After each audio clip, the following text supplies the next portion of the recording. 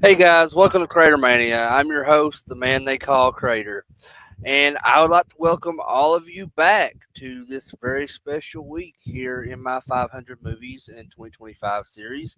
Um, this is part two of my tribute to the GOAT of comedy, Jim Carrey.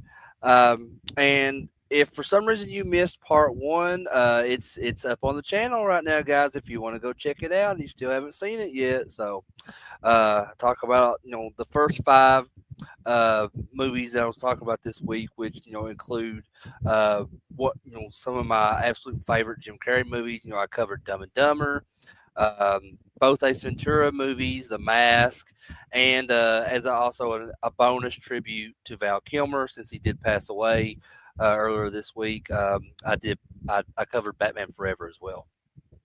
So, yeah, if you haven't watched part one yet and you want to hear me talk about any of those five movies, definitely go check that out on the channel.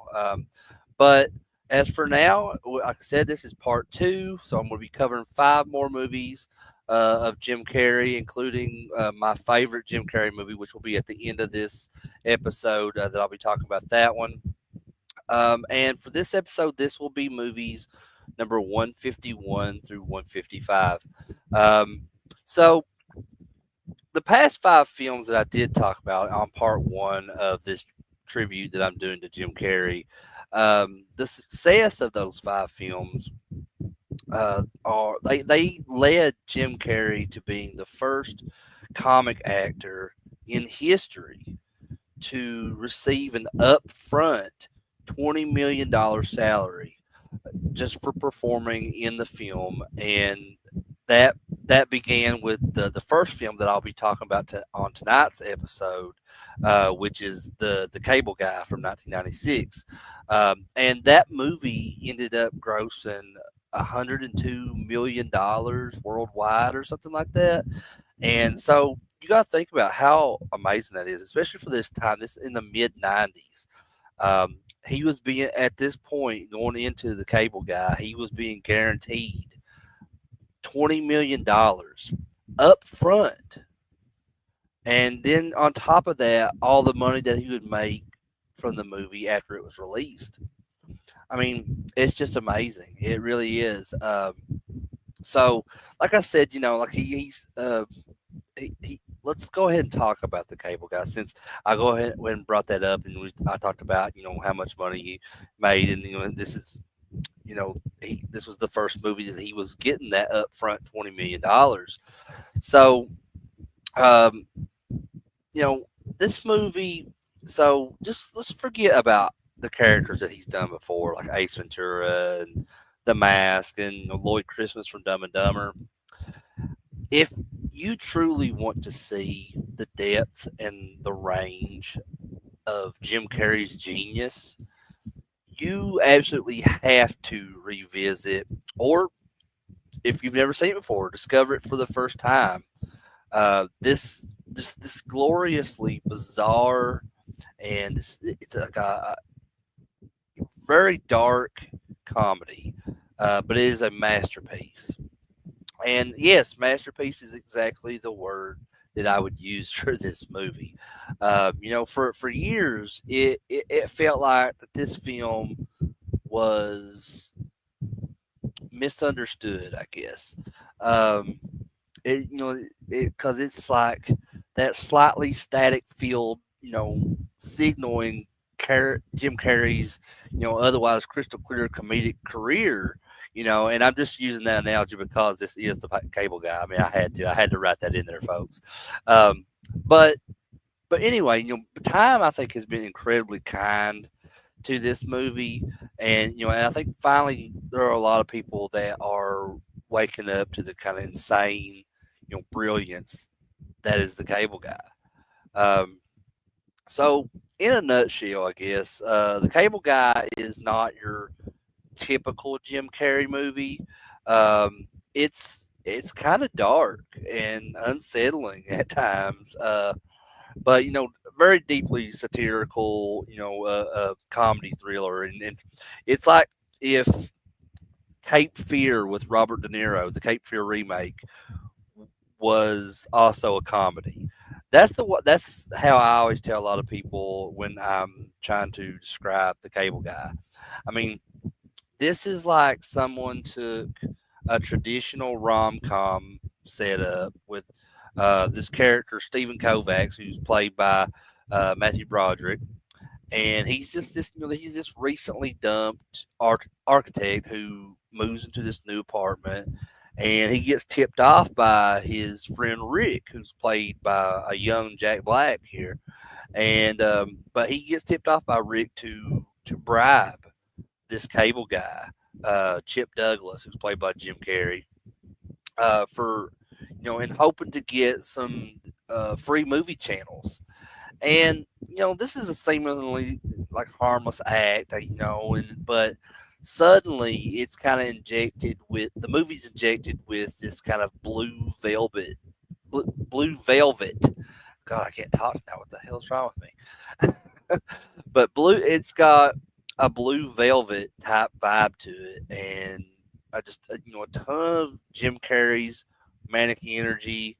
Um, but just turned up all the way, and just and filtered through the kind of this very distinctly uncomfortable lens, if that makes sense. I mean, and I made that reference to Blue Velvet, but that is if any of you watching has seen Blue Velvet, but so that kind of reference would make a lot more sense if you guys have seen that movie. And if you haven't seen Blue Velvet, you need to go watch that movie too. Um, Rest in peace, David Lynch. But what makes this film, I think, so much more than just a simple comedy is just the way it kind of gradually descends into a darkly comedic, psychological thriller, that type of territory. And like Chip, he has these kind of quirks about him. He has this, encyclopedia type knowledge of just television trivia, and you know he has this huge eagerness to be Steven's friend, and his bizarre antics. They everything that goes on just really quickly escalate into this kind of full blown obsession for him. So he kind of he just inserts himself into Steven's life, and with this very unsettling type intensity, just kind of orchestrating all these very elaborate, fun activities for him and Steven. And he even sabotages Steven's attempts to reconnect with his girlfriend Robin, who's played by Leslie Mann here. Um, and just generally making Steven's existence a living hell. And the humor here doesn't really rely on Jim Carrey's normally well known antics and catchphrases, and although there are definitely moments of kind of classic Carrey, you know um, those type of antics that he would have in films, but instead, it's deeply character based, and it's built on a lot of awkward moments, and just misunderstandings, and just that whole uncomfortable nature of that whole character of Chip Douglas, and but I mentioned he has his quirks about, but he's not just quirky though. He's genuinely very kind of unsettling. Like I said, he's invasive. He's very clingy, and just and capable of just kind of understanding social boundaries. Um, so he doesn't want to give Steven any space here. Just the comedy in all of this, I think, springs from the audience's kind of growing horror and fascination as Chip's attempts at this friendship with Steven becomes progressively more disturbing and destructive as the movie goes on. Um, and just the tone of this movie is all over the place. Uh, you know, in the best possible way, though. So, and I don't mean that in a bad way. When I say it's all over the place, that means like it is just like it. It gets more and more entertaining, and just the whole mood changes as the film goes on. Um, And like the film, I think masterfully blends that cringe humor with genuine unease. And so you laugh, sometimes uncomfortably, at Chip's kind of outlandish behavior, like the whole medieval times restaurant thing, and just the whole karaoke rendition he does of "Somebody to Love," um, and and even the basketball game that he just comes into when Rick and Steven and their other friends are playing basketball. It turns into a disaster. Um, but beneath the surface of all the absurdity, there's this kind of growing sense of dread um, throughout the film, and it's the this balance of tone is like walking a tightrope or something because, and I think that's what makes this film so unique and captivating. Because Chip's loneliness and just his desperate craving for connection makes him both pathetic and just strangely terrifying. Um, it's a movie. It's a comedy that I think is actively trying to make you uncomfortable and to try to like to make you question like the norm in society and just to explore that kind of nature, of obsession and loneliness in this kind of, media saturated world that we live in today. So, I mean, I think this would be a good movie for people to watch um, that are kind of fed up with how the media controls this world nowadays, and especially social media like Facebook and all that stuff. And so this was kind of like a precursor to all of that. And this movie is not easy viewing in the traditional sense, but I think it's very rewarding for those who appreciate comedy, that type of comedy, with a kind of sharp satirical edge to it. Because I love this movie so much, and and the director of this movie is Ben Stiller. Yes, that Ben Stiller. So, while most people primarily know him as an actor, like Zoolander, Meet the Parents, Night at the Museum, all kinds of stuff. Um, he's seriously talented when it comes to being a director, and I think very underrated as well. Um, because and before the cable guy, he directed another movie called Reality Bites that came out like a couple of years before the cable guy in '94, and it's just it's like a drama. It's kind of a comedy, and I think it just that movie really perfectly captures like the angst and uncertainty of that generation. And you guys should definitely watch that movie as well if you've never seen that one. But he's also known for directing films like Zoolander and Tropic Thunder, which are both cult comedies. That showcases that kind of sharp satirical wit, and just absurd sensibilities. And I love both of those movies as well. I love Zoolander. That's and Tropic Thunder. I mean, Zoolander is probably my favorite Ben Stiller movie. It's just so ridiculously funny. So is Tropic Thunder. I mean, Tropic Thunder is very controversial in a lot of ways. Some people, uh, but I did watch his interview once with Ben Stiller, and he was asked about it, and he said that he didn't want to apologize for anything. He was proud of the movie that they made and stuff. And I think Robert Downey Jr. said the same thing. But anyway, I don't want to go off too far off the beaten path, talking about all those other movies. So we're here to talk about the Cable Guy, and and but like I said, back to Ben Stiller, being the director for this, I think what makes him the perfect director for the Cable Guy is his understanding of both comedy and discomfort. Um, I think he's very good at creating characters who are, simultaneously hilarious and deeply flawed. And kind of often operating on like the fringes of the norms in society. And it's his directorial style in The Cable Guy is surprisingly visually dynamic and deliberate. And he uses these like camera angles and this lighting and just the whole set design is just amplifies that film's kind of unsettling atmosphere. And just do it also highlights Chip's kind of invasive presence in Steven's life. Um, and Ben Stiller was actually considered to play the role of Stephen Kovacs before it was offered to Matthew Broderick. So I thought that was pretty interesting. When I was doing a little bit of research this week for the movie, I never knew that. So that's really cool that they that role was almost given to well, he's the director. He was giving it to himself, but. But I think Matthew Broderick did an amazing job in this movie as Steven, because there's so many times throughout the movie, like he he doesn't really want to deal with these situations he's put in to with Chip.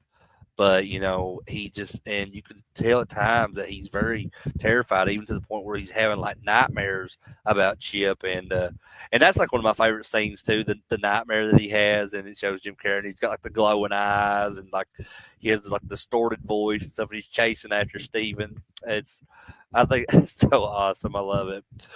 But Ben Stiller, his direction with this movie though was not just about like pointing the camera and letting Jim Carrey loose or whatever. I mean, there's definitely some of that involved, but it's more about kind of crafting this very cohesive and disturbing comedic vision.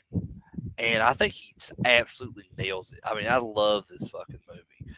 I mean, he understood, I think, that whole tricky tone balance that I talked about earlier.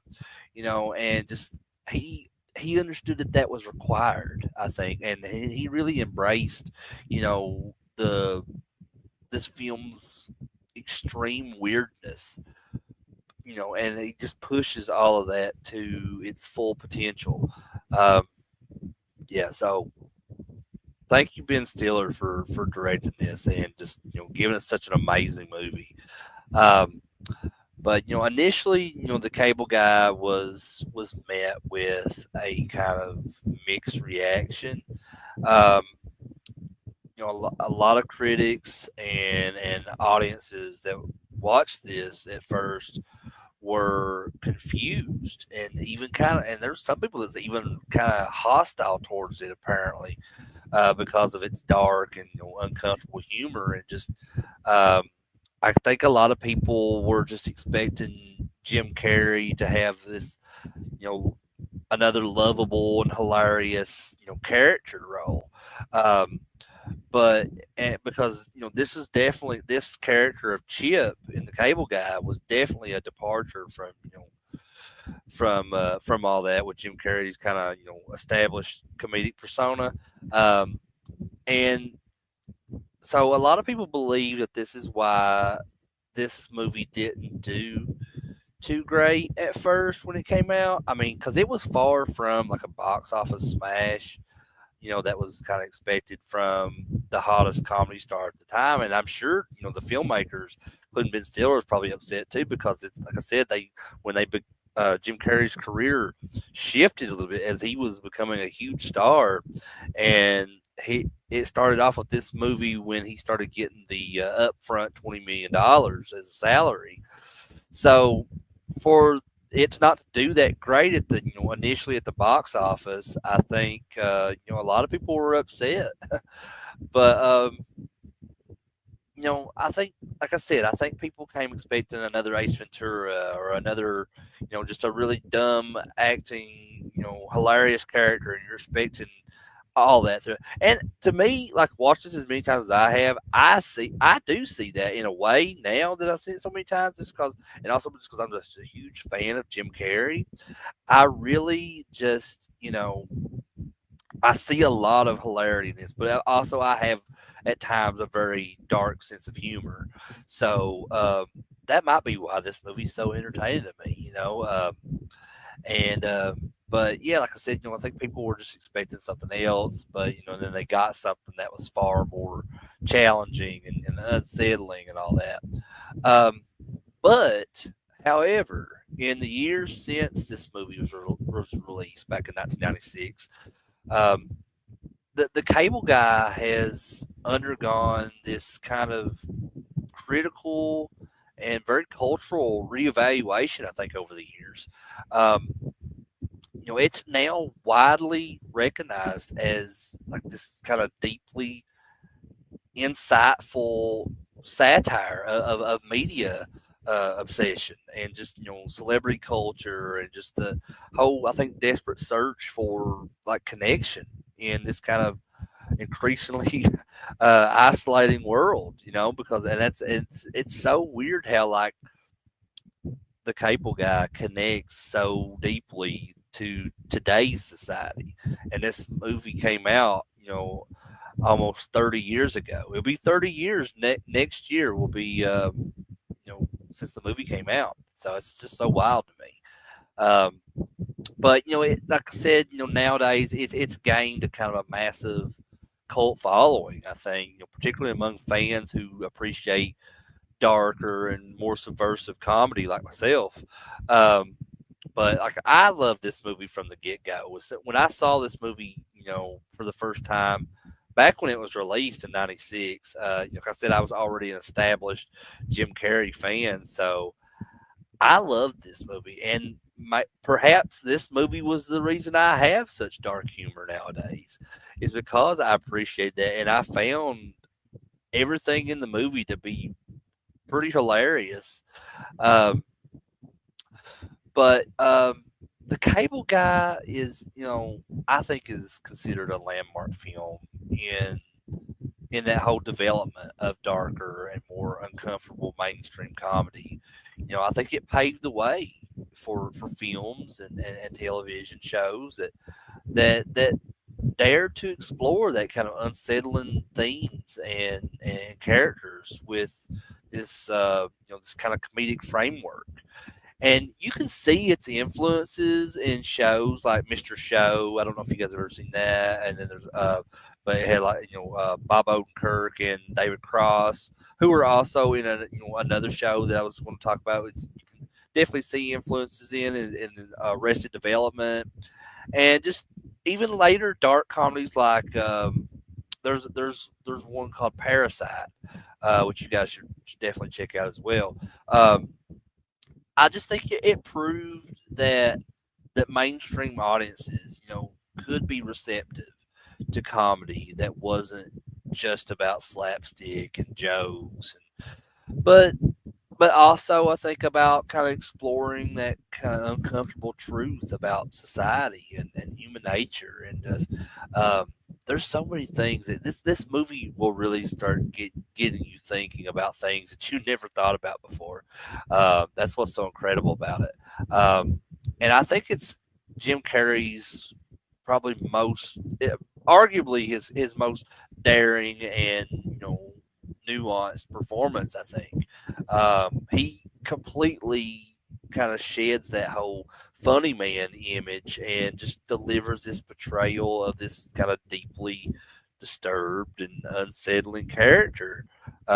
Chip Douglas is not simply a caricature here. He's this very complex, deeply flawed individual. Um, and just Jim Carrey's performance, I think, showcases that incredible range and just his willingness to take risks, and just it proves that that he was more than just this kind of rubber faced comedian, that could do really crazy impressions and just like transform his face and all that. I mean, this is I think a masterclass in comedic intensity. Um, and it just solidified, his position as a truly versatile actor for sure. Um, and just I spoke about social media, compared to this, but just that whole social media obsession. Before all that social media obsession that we have nowadays, before it became this kind of widespread phenomenon that it has kind of taken over the world. Honestly, um, the cable guy was just already dissecting those that influence of like television and media and just on our understanding of relationships and reality and just it's just so wild to me. Like Chip's entire personality is kind of shaped by television, and and just his understanding of friendship is very warped by like these kind of sitcom type tropes and all that. Um, and just the film satire feels even more relevant today. Like I said, it's in it because it's and to me that's kind of that's mind blowing to me. Um, because the movie also kind of foreshadows the dangers of like parasocial relationships and just blurring the lines between reality and media consumption and just it's very wild to think about. But I think despite its kind of mixed reception, the Cable Guy has endured and thrived as a cult classic. um, it's a film that people discover and passionately embrace, including myself, and are really drawn to its very unique tone, and just that unsettling humor, and just Jim Carrey's unforgettable performance here. Um, it's a movie that people talk about, like myself, and and I analyze it. And, I've revisited this movie time and time and time and time again, and I think it has just solidified its place in this kind of world of unconventional and influential comedies. Um, and the character Chip Douglas is so iconic, I think, at this point in his own right. And he's because also, like I talk about influence, so he became this kind of predecessor to these many later creepy but funny, characters that are in film and television and all that, and just his whole obsessive and like very unsettling personality has become a very recognizable type for characters in film nowadays. Influencing just several characters in just various genres and mediums and all that. But in conclusion, I guess the Cable Guy is genuinely important, and um, it's a very important film. It's very boundary. It pushes a lot of boundaries. It's a very dark yet brilliant and at times uncomfortable comedy that was just, I think, undeniably ahead of its time. And for Jim Carrey fans, it's an absolute must see. It showcases just that incredible talent that he has in a way that is that his more mainstream comedies simply don't show that. You know what I mean? Like if you're looking for like a comedy, that would challenge you and unsettle you and kind of make you laugh as well, and all these equal measures, then definitely check out The Cable Guy if you've never seen it. You might just find yourself head over heels for, or maybe a little creeped out. I don't know, but because this, trust me, you'll be quoting this just like you do all the other Jim Carrey movies. I think for a long time, and also you may never look at your cable guy the same way again if anybody at this point in the world has cable. But yeah, absolutely great movie, guys, and yeah, and I just wanted to do a few shout outs to some people in the chat. So we have Dead Pit Radio, Prestonsburg High School. Somebody say something about getting fired up for some good old wrestling this Saturday night, boys. Yeah, for sure. So I'm glad that Wes or CK from Dead Pit brought that up. So this coming Saturday. And I may do a video on this afterwards and stuff and just kind of give my review of it. I haven't done a wrestling video in a while on the channel, so I think I only did like one. And then I was like, hey, I'm going to do a bunch of more wrestling videos. Here, this series is called Crater Time. But I only did like the one video. But I think it's time. It's time. It's Crater Time. So this Saturday, as Wes from Dead Pit was saying, um, there's going to be this show at Prestonsburg High School called Heroes and Legends, and it's hosted by Wildfire Championship Wrestling, which is ran by Tommy Wildfire Rich, former NWA legend and world champion. And so he's got this show put together, and he's going to be there. Ronnie Garvin's going to be there. The Powers of Pain, Barbarian and Warlord's going to be there. And also the ECW legend, the homicidal, the suicidal, the genocidal, the death-defying Sabu will be there this Saturday night at Prestonsburg High School, and I cannot wait. I'm a huge ECW fan, and I've been wanting to meet Sabu for years. Actually, me and CK years ago, we went to this show in Huntington, West Virginia called 304 Wrestling. And Rhino was there and Sabu was there. So we got to meet Rhino. He actually had a table set up and everything. We met him, took some pictures with him and all that. But Sabu did not. But, he just appeared at the show and he was in a match that night. So I'm hoping that he does have a table set up where he does meet and greets, autographs, pictures, all that this Saturday night because I really want to meet Sabu. He's an absolute legend, in my eyes and a lot of other people's eyes as well. And friend Brandon's in here tonight as well, talking about The Cable Guy is a great movie. Absolutely love it, man. Glad to have you guys. Glad to have you and CK from Dead Pit both here tonight. And Brandon, I hope you get to go to that this weekend too, to that wrestling event. I know you told me earlier that you said it's not looking like you'll be able to go. But if for some reason you still want to, I'd be more than happy to come pick you up. You can go with me or whatever. So yeah, it's going to be fun, man. I think it's going to be a lot of fun. I can't wait. But moving on now to the next movie for this part 2 of a tribute to Jim Carrey.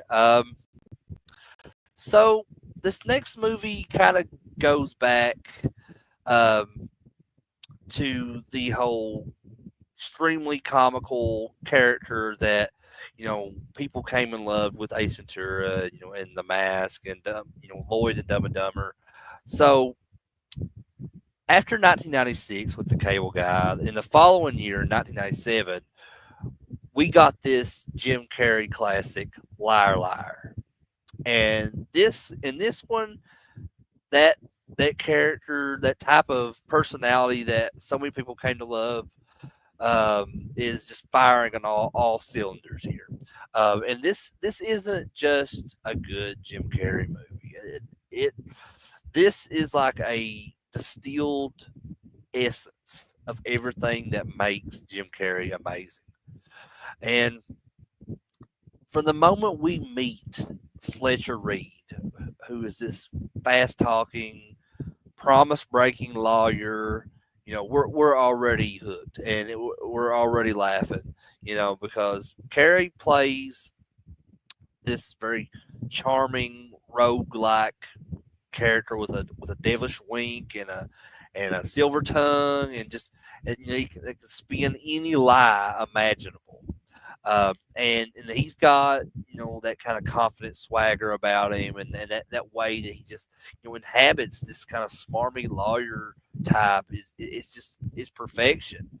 And beneath the surface, you see glimpses of this loving dad that Fletcher wants to be for his son Max. So he has this kind of internal conflict, and And even before this magical wish that Max makes kicks in, uh, it's the movie is already kind of laying groundwork for Jim Carrey to navigate both the hilarious and heartwarming aspects of this film. Um, so Max, his son Max, makes this birthday wish, and it actually comes true. And um, the premise is unleashed here at this point in the film, and that's that Fletcher cannot lie for 24 hours. And in that 24 hours that exists in this movie where he cannot lie, Jim Carrey is just completely unbound here. I mean, it's like watching this kind of comedic supernova explode. And just the physical comedy here, especially the where he kicks his own ass in the bathroom. I mean, it's legendary. Just the contortions that his body goes through, just to attempt to lie and just and fail at every turn, are definitely worth watching this movie. You know, all of that's worth it alone.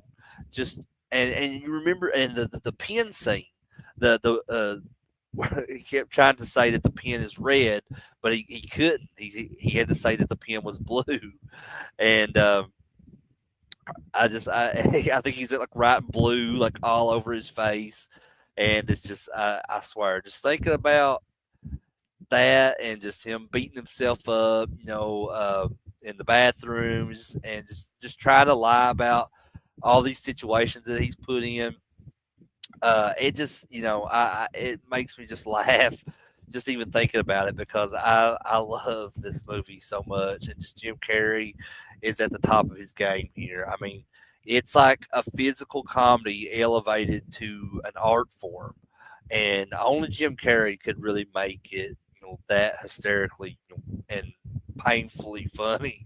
Um, but it, like I said, but it's not just the physical comedy; it's like the expressions and the faces that he makes, and just um, Carrie's face is like a comic book character, a cartoon, or something in this movie. Just the sheer panic that you see him in, and just the bulging eyes, and just the desperate attempts to just kind of control his own truth telling mouth. It's just a master class, I think, in comedic acting. He wrings every single drop of humor out of every single like truthful, you know, uh, every single truthful thing that he says. The scene with his secretary Greta, and just kind of escalating like brutally honest compliments and insults. I think it's pure genius. Um, and just when the cop pulls him over, he's confessing to every like traffic violation under the sun, and he's got like a whole glove box full of like parking tickets. Um, and just with Jim Carrey, the way he delivers each of those lines with those confessions, um, it's just it's just brilliant. I love it. These and all these moments they build upon each other. It's like there's layers and layers and layers with the humor that's used in this film, and it just kind of creates this snowball effect of just unstoppable laughter throughout the whole thing. I mean, this is definitely one of Jim Carrey's best. Um, and just the courtroom scenes, I mean, I think is where this movie truly reaches like its kind of peak with all the comedies involved.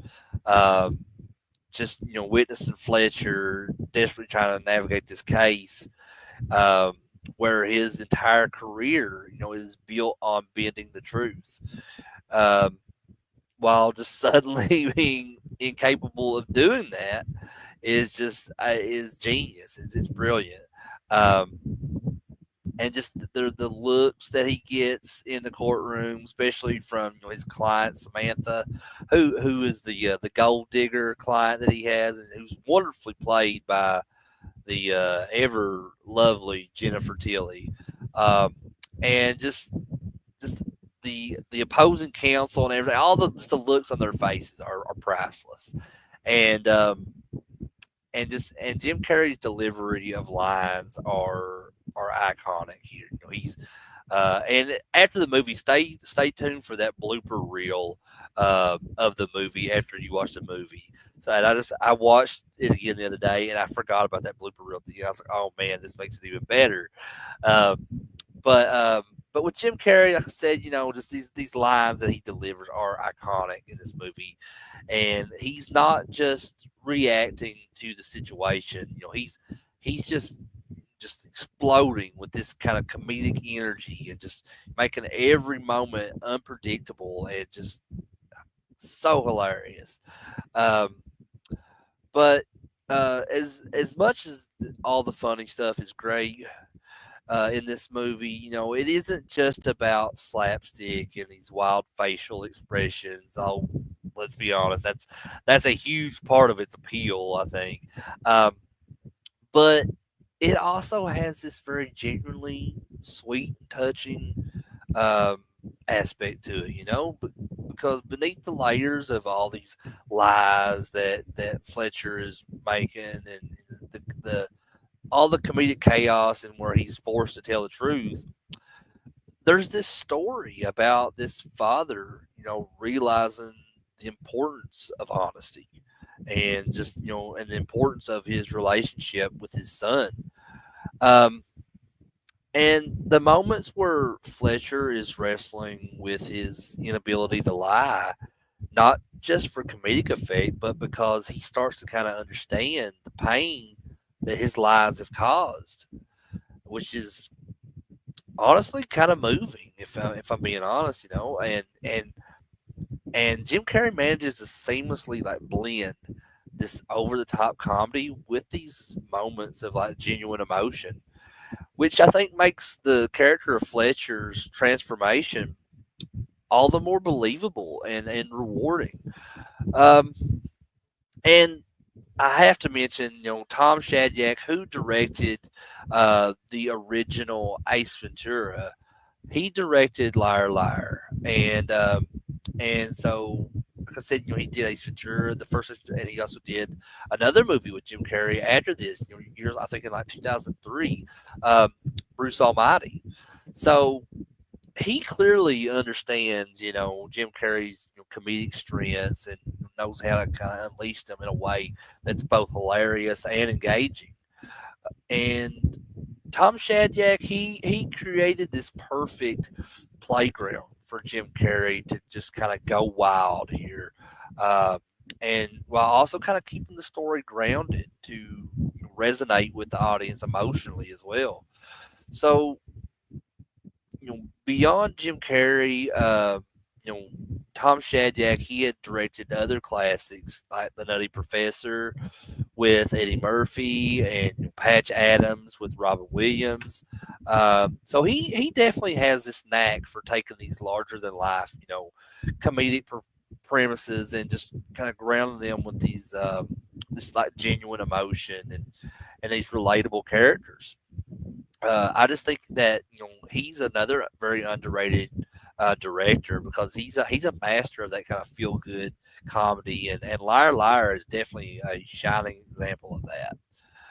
Um, so this movie, um, you know, well, let me start by saying Ace Ventura and The Mask definitely launched Jim Carrey into the superstardom. But I think that Liar Liar solidified his position as the comedy king of the 90s. And I just think it proves that he could carry a movie entirely on his shoulders, and the audiences just absolutely adored him for it. It was a massive box office hit. It proved that the audiences were hungry for Jim Carrey's brand of kind of energetic and physical and that hilarious comedy. It further cemented that his box office draw and influence, was huge in Hollywood.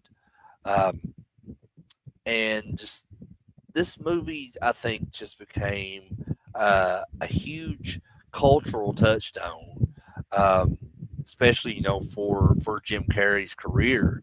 Um, just this movie kind of permeated pop culture in a way that few comedies do. Um, just the very idea of being unable to lie for a day is something that resonates and continues to be referenced in just a ton of TV and movies and all that. And decades later, this movie still definitely holds up. It's, I think, consistently ranked among the best comedies of the '90s, and it just continues to be discovered and enjoyed by new generations. And this is one that I need to show to my son Noah and my nephews. Now, my son Noah, I know definitely he's already a Jim Carrey fan. He's watched Dumb and Dumber. He's watched Ace Ventura. He's watched The Mask. I don't know that he has seen Liar Liar, but I feel like he would really, really enjoy it. And so I need to introduce it to him here soon. Um, but yeah, like I said, this movie is just continues to be enjoyed by new generations all the time because this humor in this movie is timeless. And I just think, the message about honesty and family here also definitely remains relevant as well. Um, and just this movie, it contributed to the trend of these high concept comedies that were popular in the '90s. It showed that you could take a simple idea and just build this wildly successful and hilarious movie around it. It definitely paved the way for other comedies that explored like similar themes of just like wish fulfillment and all these different comedic consequences. Um, but yeah, I mean, Liar Liar, it definitely shows a glimpse of of Jim Carrey's dramatic range. Just the emotional moments, with Max really felt genuine, and you could see the beginnings of this kind of more nuanced performance that he would give later in his career. Um, but in conclusion, I guess if you're a Jim Carrey fan and you haven't seen Liar Liar, um, recently or ever, uh, I think you're missing out on a cinematic treasure here. I mean, it's a nonstop, just laugh riot, I guess, if you will, uh, that showcases Jim Carrey, at his absolute comedic best, and while also kind of delivering this very surprisingly heartwarming message about defining well this guy it's kind of heartwarming message about honesty and family and just kind of finding yourself and you know uh, just figuring out really your rights from your wrongs, if that makes sense. um, but yeah, it's definitely the kind of movie that you can watch again and again and you'll still find yourself laughing every time. And so, yeah, seriously, do yourself a favor and either revisit or watch for the first time Liar Liar. I don't think you'll regret it. Like I said, it's one of the best comedies of the '90s. Um, but moving on now to as we head into the next year of 1998, where we will talk about the next movie on this list, The Truman Show. So this movie is a very different experience. It's a very thought provoking journey, and quite frankly, I think it's a testament to Jim Carrey's incredible range and talent here. This film is just, I think it's genuinely brilliant, And you'll hear me say that a lot, but just like I really, really do love Jim Carrey's work, and this one is another one of my favorites. Uh, it's you know, as a longtime Jim Carrey fan, I can confidently say that this is one of the most important films that he's ever made. Um, so from the get go, the premise itself is very captivating and it's a bit unsettling in its own way. Maybe not as unsettling as the Cable Guy, but we'll get into this and you'll see what I mean. But so just think about this. Just imagine being born in a world that is made just for you, and you're a part of this reality show where you're the star. You're broadcast 24/7 to the entire world. That's Truman's life, and Jim Carrey, embodies this kind of unsuspecting, everyday guy with such, I don't know, authenticity, I guess, and it's heartbreaking authenticity. He perfectly captured this kind of charming, naive life, of Truman living in this kind of picture perfect town called Sea Haven, and it's a town, that as we learn is kind of this actually this enormous soundstage out in Los Angeles. Um, so it's very mind-boggling to think about, like Truman's sunshine, his rain, his neighbors, his wife Meryl, um, are all orchestrated by this show's godlike creator, Christoph, who's played by Ed Harris, and so the film unfolds with Truman's kind of growing suspicion that something isn't quite right. And one second. So we see in those kind of subtle glitches, if you want to call them that, in this reality that he lives in, like the stage light that falls from the sky, and the radio conversations that seem to kind of narrate his day, and just the patch of rain that kind of follows only him, and wherever he goes, it's just one little patch of rain coming down on him. These moments are put in there with such precision that kind of builds this creeping sense of unease that that mirrors uh, Truman's own life, and Jim Carrey's portrayal of this kind of slow burn of realization, and it is definitely a good a movie that is a slow burn. It takes a little bit into the movie for it to really kind of pick up and get interesting, but once it does, I mean, it's just kind of like it just gets more and more and more interesting as it goes, and just like I said, Jim Carrey's portrayal of all that is just like a chef's kiss for sure.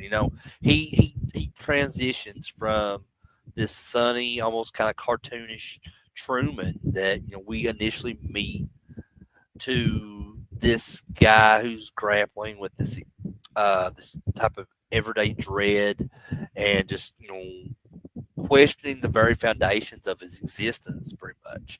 Um, it's a performance that has a lot of depth to it, and it's so impressive to see Jim Carrey. You can definitely see his range with this one. Is how um, he's with this movie. This is where he kind of he was starting to transition into more serious roles and dramatic roles. Even though there is some comedy, in this as well. But yeah, you know what I mean. Like because and this movie also is very clever because it uses the supporting cast to kind of build Truman's artificial world. Um, from Meryl, who is his seemingly perfect wife, who's like kind of she has these very forced smiles and excuse me, um, and just kind of constant, is doing these like product placement, like almost like she's like being filmed for a commercial or something, it the film at that point starts to become very increasingly jarring, uh, and to Marlon, who is Truman's best friend. The loyalty between them well coming from Marlon to Truman just feels very eerily manufactured to Truman.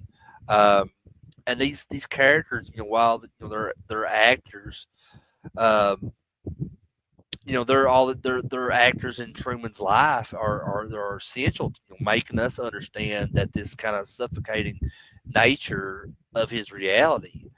So you genuinely feel for Truman here, and he navigates these kind of relationships, and he's yearning for something real and authentic, and just something beyond this kind of perfectly scripted lines and forced smiles. I mean, it's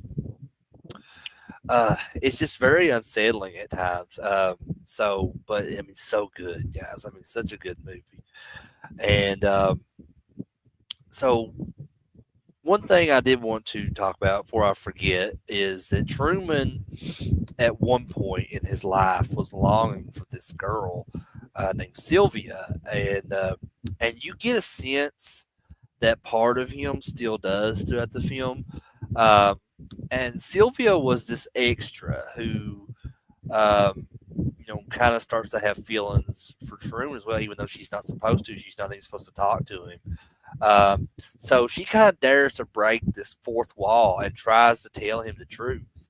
Um, and she ends up getting taken away, and they're giving they give Truman some kind of explanation, as like she had to like move to Fiji or something like that.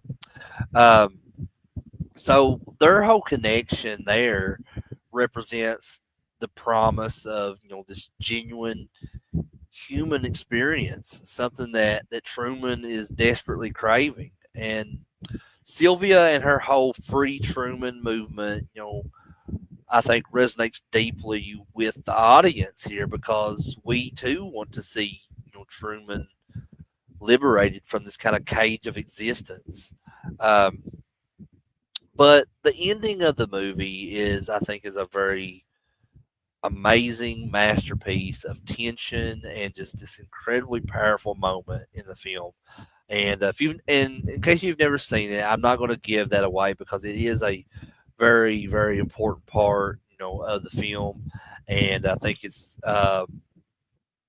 good for everyone to kind of experience this, and see this entire film, in itself, and get kind of an initial reaction without any kind of spoilers. Um, but just like I said, it's the ending is a very powerful moment in the film, and just his battle against all these kind of orchestrated obstacles, throughout the film that are conjured by Christoph himself, uh, is both thrilling and heartbreaking at times, and it's a um, it's a visual representation of Truman's will to break free from that kind of artificial constraints of his life. Um, but in the director chair here, we got this guy named Peter Weir. And before he did the Truman Show, Peter Weir directed other fantastic, thought provoking films like Witness, starring Harrison Ford back from 1985, which was this crime drama, that explored just these clashes within the Amish community. And he also directed Dead Poet Society from 1999 with Robin Williams, which is a very beloved film. I love Dead Poet Society, and it's about this teacher who inspires students through poetry and nonconformity and all that. So Peter Weir, is pretty experienced. He's known for his kind of meticulous direction and just his ability to create an immersive world, and it's just his talent for kind of drawing out these powerful performances from all of his actors that he works with. And he's a master storyteller in that sense. And the Truman Show, I think, is a perfect example of his brilliant filmmaking. That brilliant filmmaking, and just this movie has had, I think, an undeniable and lasting legacy and impact on both cinema and pop culture. Um, so when it was released in 1998, before the whole reality TV boom, which exploded with shows like Big Brother and Survivor and all that, the Truman Show was definitely kind of innovative. It anticipated uh, and kind of was a satire to like the public's fascination with watching ordinary lives unfold on screen and just the kind of ethical questions um, surrounding that exploitation of just individuals for entertainment, which kind of takes me back to what I was talking about with the Cable Guy. So this would definitely be a good double feature: the Cable Guy and the Truman Show, uh, and especially with today's world, which is saturated with reality TV and social media, just where this kind of curated real life is constantly broadcast, and just the film here feels more relevant than ever. I think um, if you look at a lot of like people in a way they broadcast their lives every day for people that do like videos every day on a YouTube channel. I mean, it's almost like that in a very weird sense. So I think that this movie really serves as a cautionary tale about like the blurring lines between reality and manufactured entertainment. Um, and beyond its commentary like, on media, the Truman Show I think really delves into uh, just a lot of profound themes. It explores the search for authenticity and meaning in a world um, you know feels kind of artificial and controlled sometimes. Um, and Truman's journey here is ultimately a quest for self discovery and freedom and just this kind of universal desire, that resonates deeply, with audiences all over. Um, and just the film, it encourages us to question our own realities, to challenge the narratives that we were presented with, and just kind of seek out these genuine experiences in life. Um, and there's a lot of influence with the filmmaking here. The Truman Show it influenced like films and television shows dealing with similar themes of that kind of manufactured reality and surveillance and just the nature of truth. And you can see it kind of echoes in series like Westworld and in Black Mirror and just and even like I spoke of before, reality TV itself, which has over the years become very self-aware and kind of meta in its own approach. Um, and the film's unique blend of that comedy and drama and suspense uh, is just another template that would influence films and TV shows for years to come that explore this kind of complex social or complex society issues and just in this very engaging and you know very engaging way. So for Jim Carrey, though, the Truman Show I think was a pivotal moment in his career. Like I spoke of this a little bit earlier, but it really showcased his dramatic abilities and proved that he was more than just this comedic actor. It marked a turning point in his career. Allowing him to explore more of those complex and nuanced roles, and just solidified his status as a uh, very unique performer. Um, the film is, I think, is often cited as one of his very best performances and one of his career highlights, and I 100% agree. I mean, um, it's hard to not like this movie. My dad, though, I don't think my dad really gave this movie a chance.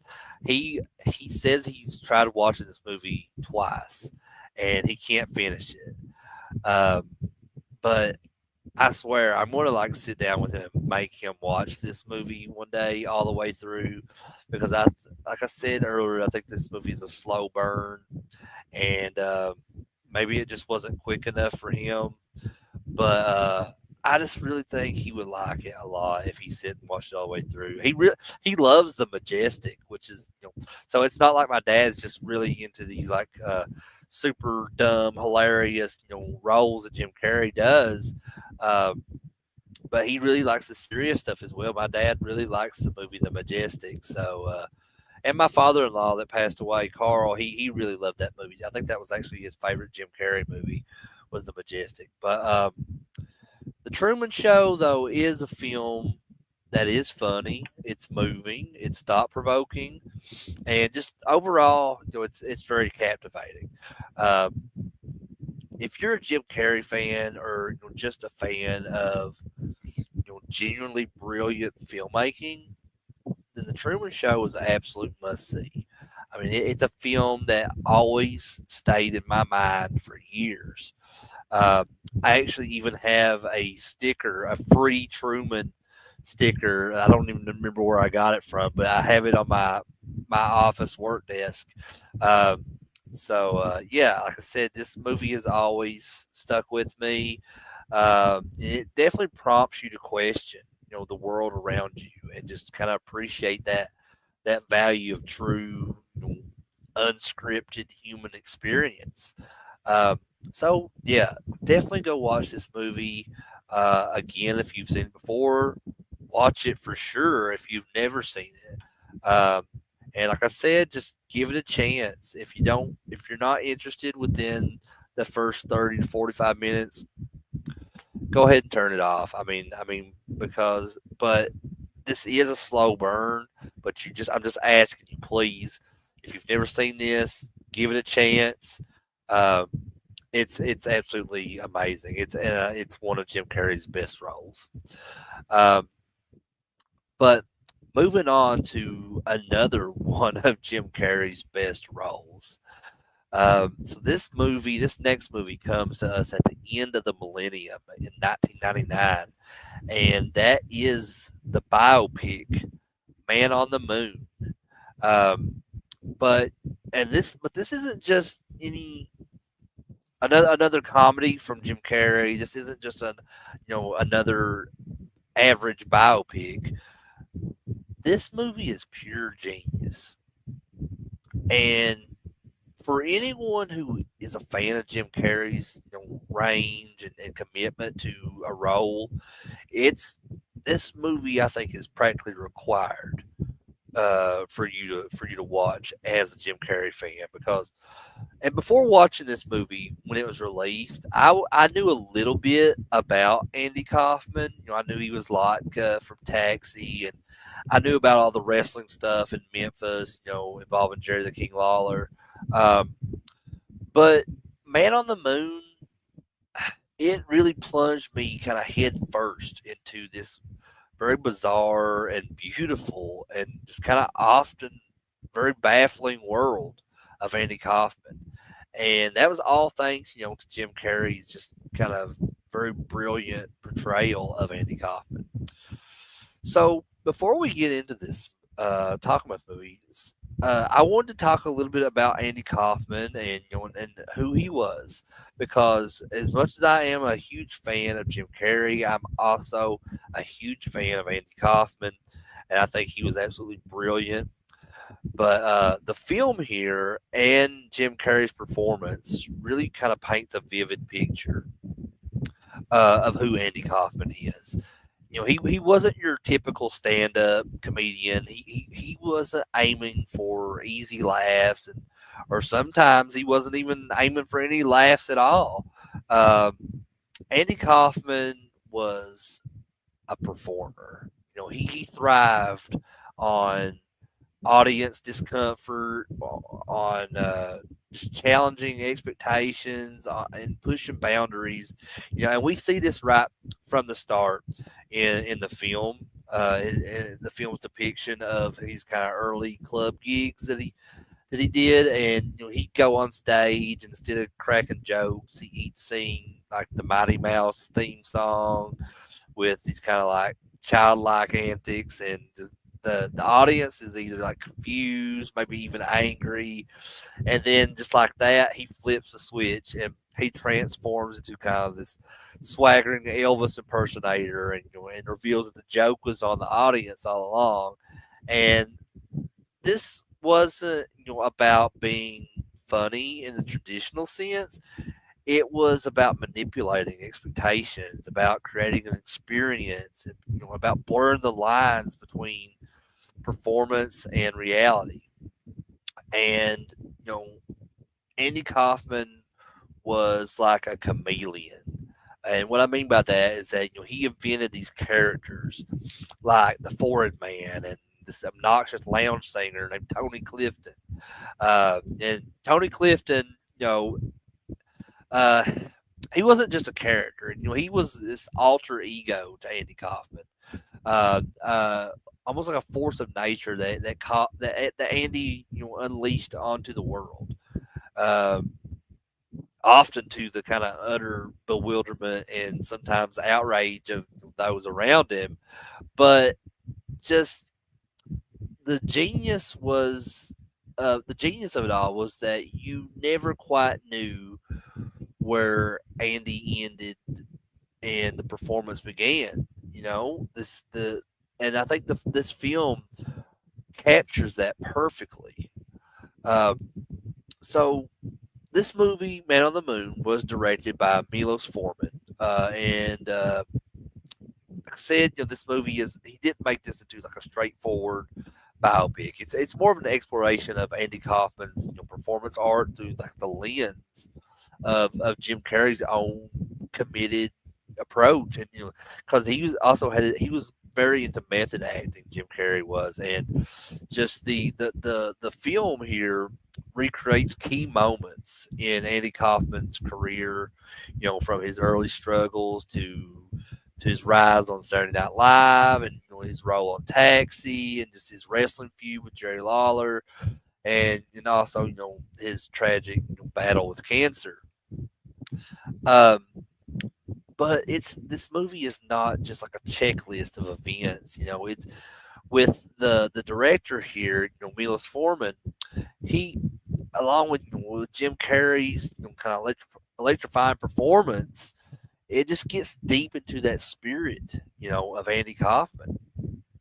And Andy Kaufman has this kind of internal conflict. We see that he hates these sitcoms, but he does Taxi for the exposure. And we see the constant pranks and the kind of blurring of reality when they bring Tony Clifton into the picture, uh, and just the chaos on the whole Taxi set. Those scenes, I think, is legendary. We witness. He also has this wrestling obsession, um, much like I have a wrestling obsession. But but it's not as this like genuine athletic pursuit. That was not his obsession with wrestling, but it was more of this kind of another performance piece for him, which it was also another way to push buttons and challenge audiences. And just the film does not shy away, from Andy Kaufman's more kind of abrasive moments, like reading The Great Gatsby to this very hostile audience who only want to hear him do like voices and all that. But and just there's a lot of deliberate, and antagonizing in this, with and which was very present in Andy Kaufman's real life. But the movie also kind of reveals he has these vulnerabilities about him. His desperate need to kind of connect with an audience on his terms, though, and just his genuine and sometimes kind of childlike desire for acceptance and being loved, and just even if it's masked by these kind of layers of irony and performance. Andy Kaufman was a very, very misunderstood and very unique guy. Um, and Jim Carrey's performance as Andy is just unbelievable. he doesn't just mimic Andy Kaufman in this movie. I mean, he becomes him. He becomes Andy Kaufman. I mean, just the physical details here are incredible. The posture, the voice, the mannerisms of both of the foreign man and or Laika and Tony Clifton.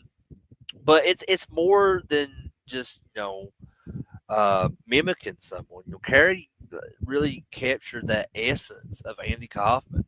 Just the whole awkwardness about him, the being mischievous, just he kind of have that underlying sadness about him. Just the sheer weirdness of Andy Kaufman.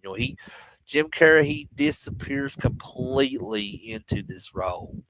And so you're not watching Jim Carrey pretend to be Andy Kaufman. You're It's almost like you're watching Andy Kaufman resurrected. Um, and I'm being serious with that. I mean, like that this absolute he does this justice. I mean, like with and as a Jim Carrey fan, knowing his own ways for where he pushes boundaries and all that, you can see why this role was so perfect for him. It feels like he was born to play Andy Kaufman. Um, and the film also doesn't shy away from all the stuff surrounding Kaufman's life and death. Even his cancer diagnosis is presented with a question mark in the movie. Was it another prank? And just knowing how Andy was, and you see that throughout the film, what his type of sense of humor was, it would be easy to feel that way. It'd be easy to think that he faked his own death, and the film kind of cleverly plays with that whole uncertainty, and it reflects on just that very nature of Andy Kaufman's kind of artistry here. Um, Even those that were closest to him, like Bob Zamuda, who's played by Paul Giamatti in this film, um, they struggle. Even guys like that struggle to kind of um, separate reality from performance, and that really mirrors, I think, the audience's own confusion throughout Andy Kaufman's career. Because in the ending, and I will talk about the ending here. And really, I feel like it's okay to talk about the ending here because if you this is a biopic and it's based on stuff that really happened in a real person's life.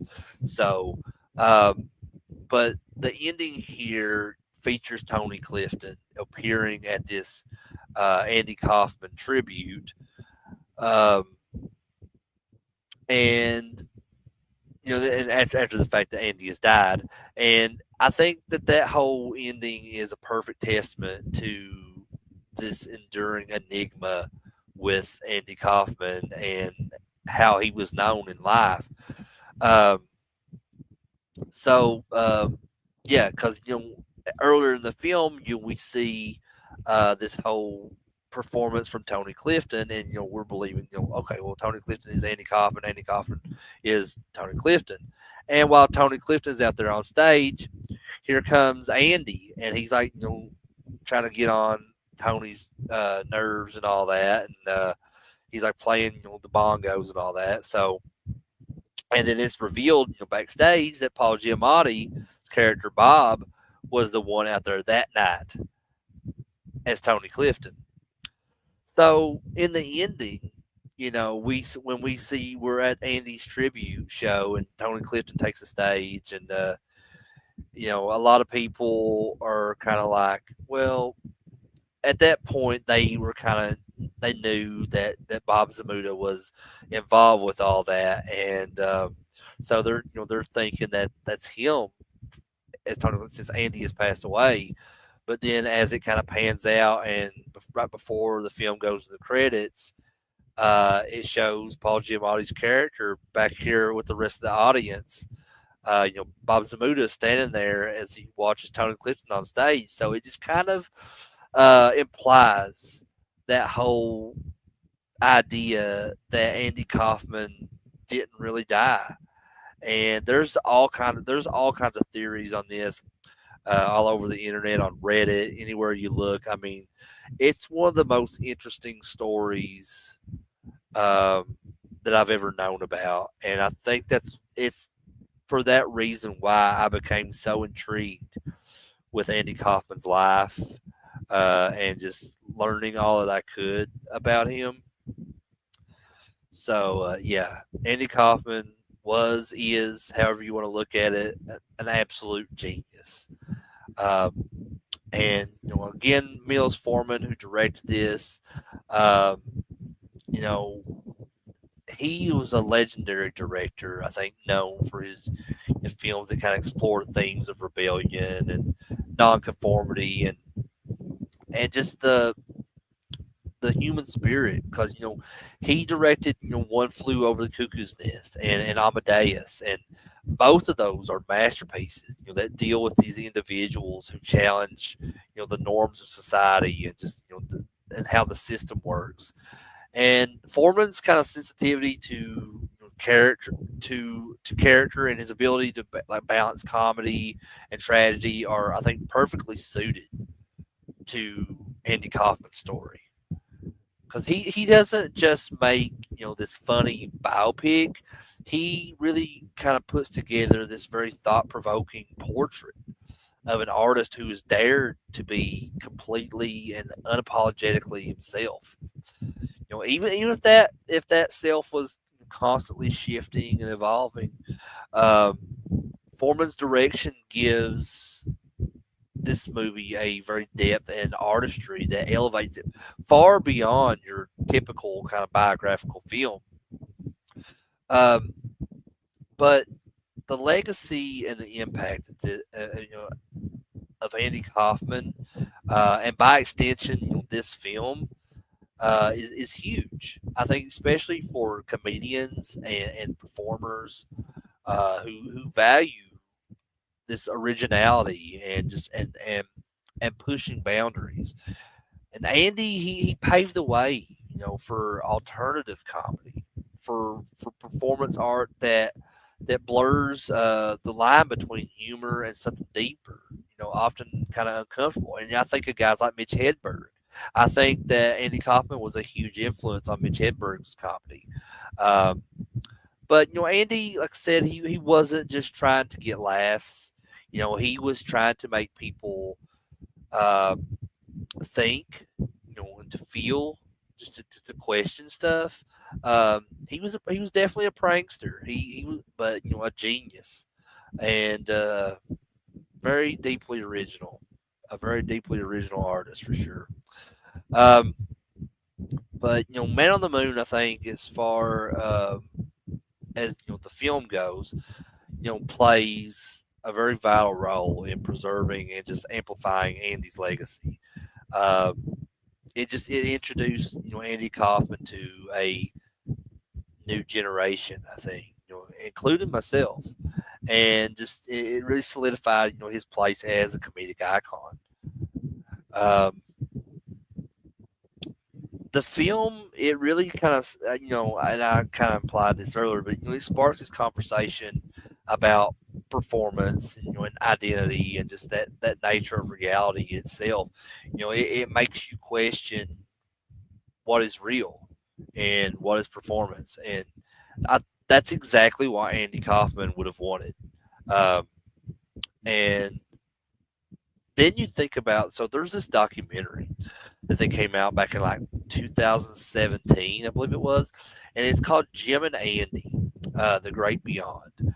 And this, if you've never seen Man on the Moon, definitely watch Man on the Moon. But I think it is essential to view this documentary after watching Man on the Moon, because the documentary chronicles, Jim Carrey's kind of immersive, almost unsettling method acting approach to playing Andy Kaufman.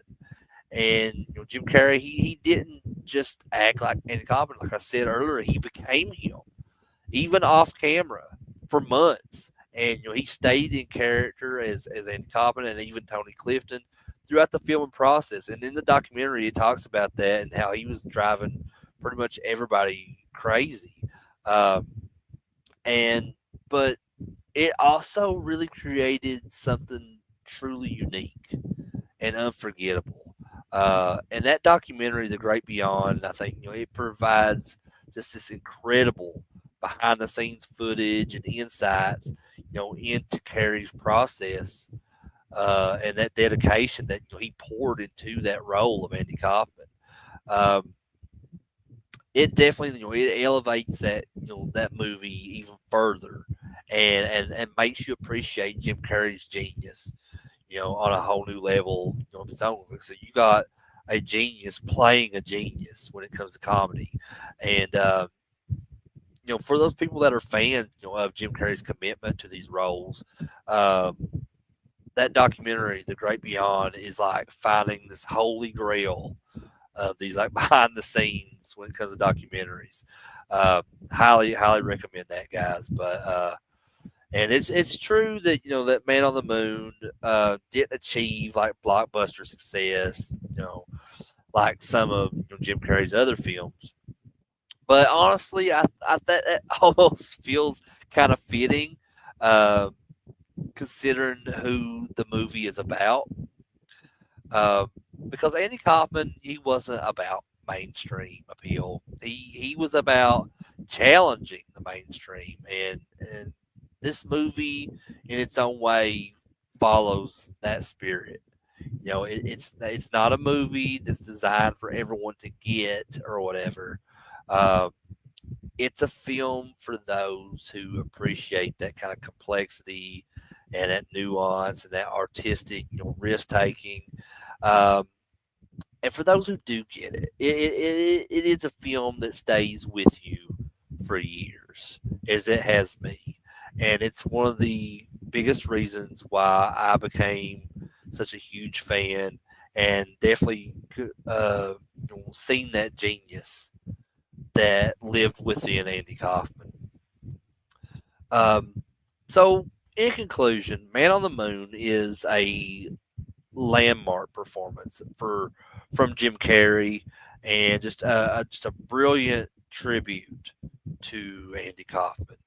Um, it's funny, it's sad, it's bizarre, it's thought provoking, and it's just overall unforgettable.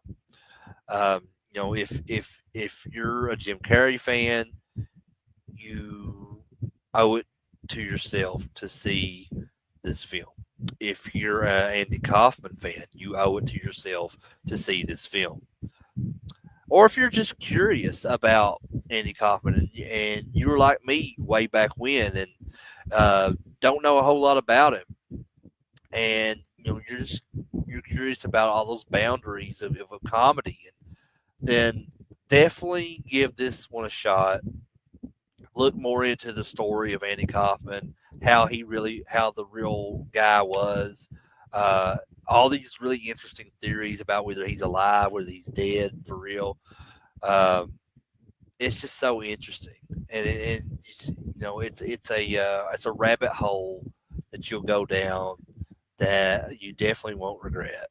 And you just prepare to have your mind blown in some capacity, though. Um, and especially with this movie and that documentary that I spoke of, The Great Beyond, Jim and Andy. This all of this together as a whole is cinema at its most daring and its most rewarding. So yeah, this is an absolute masterpiece, guys. It's an absolute masterpiece. Um, but now that brings me to the last movie I'm going to be talking about here in my tribute to the GOAT of comedy, Jim Carrey. Um, and it's very fitting that I end on this one uh, because the 90s are now over for Jim Carrey's career, and we are headed now into the year 2000. As we're about to talk about, to me, is cinematic gold, is comedy genius, and my absolute, hands down, no questions asked, favorite Jim Carrey movie where he is, in more ways than one, the absolute star of the show here. And this is the from the year 2000, again from the Farrelly brothers, me, myself, and Irene. So, though I adore all of Jim Carrey's films, this movie is where his brilliance, I think, truly explodes. Um, so, from the moment we meet poor Charlie, who's the kindest and most walked over Rhode Island state trooper that you could imagine, you're already feeling for the guy, and life has really dealt him a really shitty hand because he got married and his wife cheated on him, runs off with this little person, Shantae, who's played by Tony Cox, and she leaves him with these three brilliant biracial triplet sons, um, who I mean I'm assuming were the Shantae's children, but they were just kind of pawned off onto Charlie. And but these three sons, they're hilarious. They're smarter than everyone in town. They're just it's it's just a very the beginning of what something very hilarious within this movie. So Charlie just is just trying to keep it all together, to be a good dad, to be a good guy, but the world just keeps shitting on him left and right. And Jim Carrey plays this kind of downtrodden, utterly lovable Charlie with such genuine heart, and so you can kind of feel his pain, his awkwardness, just this his desperate attempts to be nice, even when he's getting relentlessly shit on. He's mocked, he's abused. It's just surprisingly kind of touching amidst all the chaos that's to come in this movie. But then the magic happens. So the stress, the years of bottled up frustration, it all cracks and outbursts this separate personality named Hank. And oh my goodness, Hank. I mean, this isn't just a split personality. This is a full blown Clint Eastwood esque parody come to life. And Hank is everything Charlie isn't. He's aggressive, he's vulgar, he's like hyper macho, completely unhinged. And Jim Carrey, he absolutely devours this role of Hank. Just the transformation is so instantaneous, and it has to be seen to be believed. So one minute you're watching this kind of gentle, stuttering Charlie, and the next you're staring into these like crazed eyes of Hank, speaking profanities and just always ready to start a fight. Um, so the genius of Me, Myself, and Irene, it isn't just the dual performance; it's the contrast between these two characters. Um, and Jim Carrey, I think, he's a master at toggling between these two extremes, often within seconds of each other, creating some of the most uh, hilarious and comedic moments and sequences of his career. Um, so so Charlie is awkwardly trying to flirt with Irene, who's played by Renee Zellweger, and then in an instant, Hank will like take over and suddenly like swaggering and spewing all this ridiculous shit, and just the the physical comedy here in this movie is very top tier when it comes to Jim Carrey.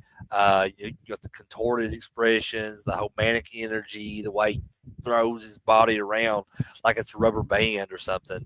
Um, it's all dialed up to like all the way to 11, as Spinal Tap would say. Um, and this is there is this scene where Charlie and Hank are like literally fighting each other for control of their own body, and it's just oh my god, it's so hilarious. And of course the motel scene where Hank, who pretends to be Charlie, seduces Irene, and they end up having sex, and there's all this other stuff that kind of ensues beyond that. Just absolutely hilarious. I mean, it's very tough to beat when it comes to hilarious scenes, uh, and involving Jim Carrey. But beyond all the comedic brilliance in this movie, there's a very surprisingly, and yeah, it's there, folks. Trust me. There's a very surprisingly sweet and endearing, you know, part to this film. Thanks to the kind of developing relationship between Charlie and Irene, and Irene, who was initially kind of wary of Charlie and then terrified, by Hank's kind of rudeness. Um, slowly starts to see the good man that's beneath him. And Renee Zellweger, I think, is fantastic in this role. I think she really brings a very feisty charm to the character of Irene, and just that whole unlikely romance between her and Charlie is kind of genuinely believable, and very heartwarming at times. So you root. So as a viewer of this movie, you're rooting for them, even when things get like extremely ridiculous and hilarious, and it goes off the rails. It's just, you're definitely rooting for them to make it with one another. And me, myself, and Irene is it's a very wild ride, guys. I mean, it's a blend of like slapstick and gross out humor and just genuine character development throughout, and it's all anchored by Jim Carrey's performance. And it's a movie that doesn't take itself too seriously. It just definitely just reveals an absurdity, and I think that's most of the Farrelly Brothers movies anyway. But this one, ultimately delivers a very feel good message about embracing who you are and finding love in just unexpected places. Um, and for a Jim Carrey fan like myself, this movie is the holy grail of Jim Carrey movies. It showcases everything that we love about him. His incredible range, his physical comedy prowess, his ability to connect with the audience on an emotional level, even amidst the most chaotic situations. It is the perfect blend of hilarious and heartwarming. It's outrageous and endearing. I mean, if you haven't experienced the chaotic brilliance of Me, Myself, and Irene, you are missing out. And this, I will warn you, as far as Jim Carrey movies go, this was probably one of the most vulgar movies that he made. Um, but I urge you, regardless, to change it immediately if you have not seen this movie, because to me this is not just a movie. This is an experience, and one hell of an experience at that. And it's one that will have you talking about so many of these scenes and just quoting stuff from the movie for years. I mean, there's this is a movie that I often talk about with a lot of my friends because pretty much all my friends that have seen this movie love this movie as well, and we're on that same kind of level of sense of humor. Including my friend Brandon here, who just the milk mustache part gets me every time. Oh yeah, and there's this whole story behind that because I don't know if this is true or not, but I remember reading something about like that lady um, that's in that scene that he's sucking on her tit. He was for real sucking on her tit in that scene when they filmed that, and like the lady that played that part was like formerly an adult film actress or something, like a porn star or something like that. So she wasn't really bothered by it, and God, I hope that story's true. Because if that's the case, then that just makes this movie even more insane. And I would love to see, much like that documentary they made about Man on the Moon. I would love to see like a behind the scenes documentary about Me, Myself, and Irene. Oh man, I can't imagine some of the stories that are out there about the making of this movie. Um, and like I said, the Farrelly brothers were just kind of known for that type of humor with all the movies, including the first movie, which is kind of ironic because we started this Jim Carrey tribute earlier in the week with the first movie we talked about was Dumb and Dumber, and we ended with Me, Myself, and Irene. So you kind of have these bookends of these Farrelly brothers movies for this tribute. And like I said, that type of humor was expected from the Farrelly brothers. Peter Farrelly and Bobby Farrelly, and they're these guys are just like I said, they're known for that kind of very ridiculous, often gross out type character driven comedies. They're they're masters of blending that that outrageous humor with this kind of surprisingly sweet and sentimental undertone. And we see that in films like Dumb and Dumber and Kingpin, and there's something about Mary, and just a hell of a lot more. So yeah, I'm a big Farrelly Brothers fan for sure. Um, because absolutely, without a doubt, my two favorite, Jim Carrey movies are also my two favorite Farrelly Brothers movies. Me, Myself, and Irene, and Dumb and Dumber. And just they also kind of have this, they're recognizable for that signature style. That, like I said, that gross out humor. They're not afraid to push boundaries with bodily function humor, or slapstick, and just all these kind of very you know uh, over the top jokes. Um, and just that character driven comedy that they bring, despite all that outrageous situations, their films often focus on very relatable and flawed characters, and that often are finding humor in their where we often find humor in their vulnerabilities and their quirks and all that. And just underneath all the raunchy humor as well, there's often this very surprising amount of heart and it's a positive message, about friendship or love and acceptance, different things like that. So we see things like that in Dumb and Dumber. We see that in Me, Myself, and Irene, Stuck on You, and just all these Fairley Brothers movies. I mean, they're absolutely great. I'm a huge fan. But primarily the film is remembered as just another fantastic project for Jim Carrey's incredible talent. He solidified his ability to play these complex, you know, uh, dual roles in this case, and just demonstrated his range beyond this purely silly characters that he was known for.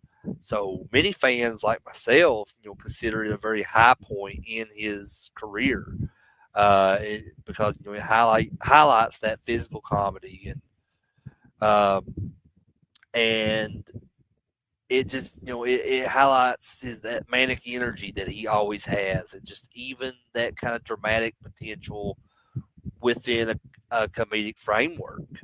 Um, and coming back to the Farrelly brothers, it reinforces their that signature blend of that gross out humor um, and heart that they bring. And it's another example of their ability to kind of create this wildly funny movie that still manages to have these moments of just genuine emotion and connection. And so, yeah, I mean, it's when it comes to Farrelly Brother movies, this one is quintessential, I think, with its approach and its tone. And it's definitely one that you need to check out. Um, but I guess in conclusion, me, myself, and Irene's legacy has been a very complex one. It's a film that is both celebrated by fans like myself for its outrageous humor and Jim Carrey's performance, and but it's also been criticized by some for its kind of potentially insensitive jokes and just it relies on that kind of gross out tactic. However, I think it has become insanely popular over the years, with just these unforgettable scenes and quotable lines, and just you know Jim Carrey. I mean, just that's one of the reasons why this movie's so popular. Is Jim Carrey? He's the GOAT, man. He is the greatest of all time when it comes to comedy, and just this iconic dual role that he does here with Charlie and Hank. It just definitely ensures its place, as a memorable and impactful comedy of the early 2000s, and I think of all time. You know, and, especially fans of that brand of humor.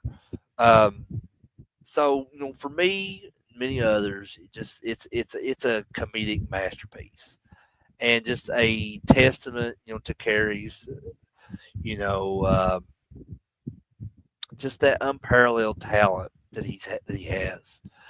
I mean, what else can you say? I mean, because I've tried to cover it all as how amazing Jim Carrey is over this past week, and there's nothing that there's not anything that I could just gotta go. Trying to find the words to say. Sorry.